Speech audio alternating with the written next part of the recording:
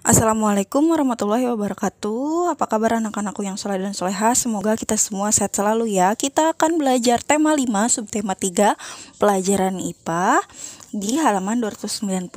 Sebelum belajar, mari kita bacakan basmalah. Bismillahirrahmanirrahim. Oke anak-anak, kita akan belajar tentang hubungan antara rantai makanan dan jaring-jaring makanan. Anak-anak, semua makhluk hidup itu memerlukan makhluk hidup lainnya ya untuk mempertahankan hidupnya. Nah, makanan dan sumber energi lain dapat menjadi salah satu faktor penting terjadinya saling ketergantungan antar makhluk hidup. Bentuk ketergantungan antar makhluk hidup diperhatikan dalam sebuah rantai makanan dan jaring-jaring makanan. Anak-anak, ketergantungan makhluk hidup dan lingkungannya menjadi bagian dari kehidupan di sebuah ekosistem ya. Nah, tumbuhan mendapatkan energi dari matahari, kemudian hewan mendapatkan energi dari tumbuhan, dan hewan lainnya yang memakan tumbuhan. Nah, tumbuhan berdaun hijau dapat membuat makanan sendiri. Anak-anak, makhluk hidup yang mendapat membuat makanannya sendiri disebut produsen. Nah, banyak makhluk hidup yang tidak dapat membuat makanannya sendiri. Mereka mendapatkan energi dan makanan yang mereka makan. Nah, makhluk hidup yang memakan makanan tanpa bisa membuat sendiri disebut konsumen. Anak-anak, beberapa jenis konsumen memakan tumbuhan yang disebut herbivora, dan ada juga konsumen yang memakan hewan lain sebagai bahan energi dimakannya, yaitu karnivora. Ada juga konsumen yang memakan tumbuhan dan hewan, yaitu dinamakan omnivora.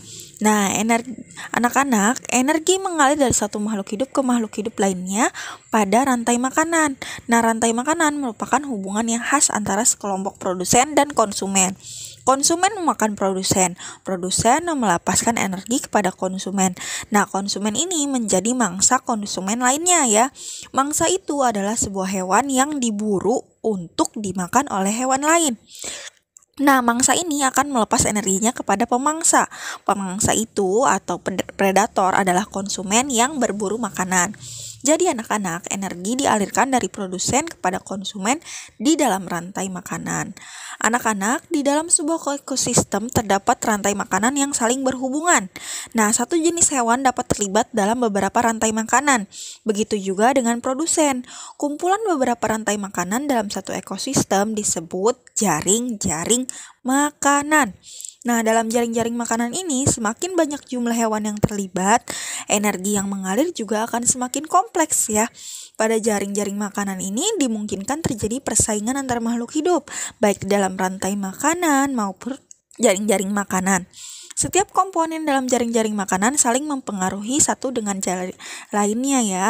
Nah, jaring-jaring makanan pada gambar di samping ini terdapat 6 rantai makanan yang saling berhubungan ya.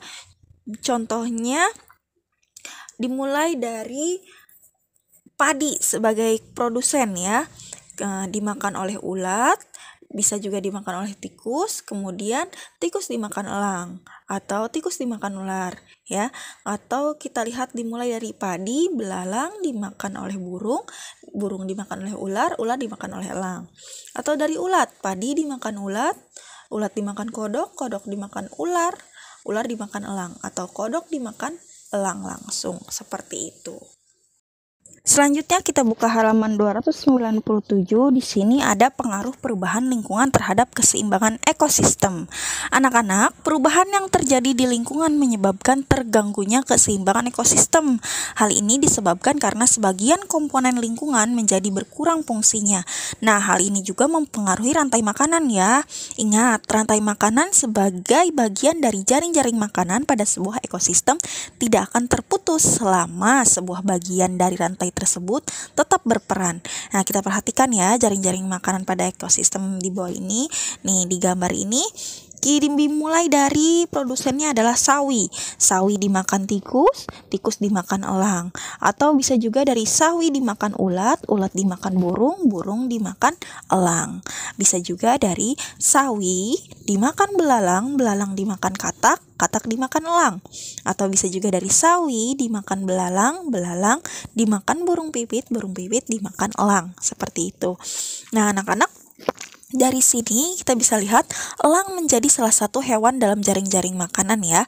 Nah, dalam jaring-jaring makanan, elang berperan sebagai konsumen kedua dan konsumen ketiga. Nah, jika salah satu dari komponen rantai makanan tidak ada, maka komponen makanan lainnya akan terganggu. Misalnya nih, jika burung elang punah akibatnya populasi tikus, katak, belalang, dan ulat dan burung pipit akan meningkat ya, karena hewan-hewan tersebut tidak lagi memiliki pemangsa ya, karena elangnya mati gitu loh. Nah, selanjutnya populasi sawi akan menurun, akibatnya meningkat tikus ya. Jadi sawi akan menurun. Misal petani sawi nih penghasilannya akan menurun karena tikusnya banyak ya, dimakan tikus. Nah, populasi belalang dan ulat menurun akibat meningkatnya katak dan burung pipit. Nah, anak-anak, contoh lainnya nih, jika populasi sawi menurun akibat kekeringan di musim kemarau, nah produsen dalam ekosistem akan berkurang ya. Nah, akibatnya populasi tikus, belalang, dan ulat akan menurun juga karena kesulitan mendapatkan makanan ya, karena si sawinya tidak ada gitu loh. Selanjutnya, populasi tikus, belalang, dan ulat yang menurun diikuti oleh menurunnya populasi katak, burung pipit, dan elang. Nah, akibatnya hewan-hewan dalam jaring-jaring makanan tersebut dapat memakan hewan lain di ekosistem yang berbeda. Nah, sebagai contoh nih, burung elang yang seharusnya memangsa tikus akan memangsa hewan lain seperti anak ayam ya. Jika salah satu rantai makanan terganggu, jaring-jaring makanan pun terganggu. Nah, perubahan-perubahan yang bersifat alami ini dan menjadi bagian dari daur kehidupan di dalam ekosistem tidak akan memberikan gangguan yang berarti ya anak-anak. Hal itu disebabkan perubahan-perubahan tersebut berlangsung secara lambat ya. Nah, apabila ada perubahan yang tiba-tiba bahkan memberikan dampak kerusakan yang cukup besar, maka akan mengganggu jaring-jaring makanan. Contohnya bencana alam, pencemaran lingkungan, kebakaran, atau bahkan pemanasan global. Nah, ini biasanya akan mengakibatkan terganggunya jaring-jaring makanan ya. Anak-anak, di antara perubahan-perubahan tersebut ada juga pencemaran lingkungan dan pemanasan global, itu memberikan dampak yang sangat besar ya terhadap perubahan pada jaring-jaring makanan. Selanjutnya kita buka di halaman 304, kita akan mempelajari faktor-faktor apa saja sih yang mempengaruhi keseimbangan ekosistem. Nah, yang pertama ada faktor alam. Anak-anak, faktor alam yang menyebabkan perubahan keseimbangan lingkungan adalah peristiwa alam. Nah, peristiwa alam yang menimbulkan bencana disebut bencana alam. Anak-anak, bencana alam seperti letusan gunung berapi, banjir, tanah longsor, kebakaran hutan, badai, dan tsunami dapat memutus rantai makanan ya. Nah, karena bencana tersebut terjadi secara alami dan tidak disebabkan oleh kegiatan manusia ya, itu yang disebut faktor alam. Selanjutnya ada faktor aktivitas manusia. Nah, faktor aktivitas manusia ini adalah kegiatan manusia untuk memenuhi kebutuhan hidupnya. Nah, kegiatan manusia tersebut dapat mempengaruhi keseimbangan ekosistem ya. Contoh kegiatan tersebut adalah penebangan pohon secara liar, pembakaran hutan, pemburuan hewan langka yang tidak terkendali, serta memperjualbelikan hewan langka dan yang dilindungi.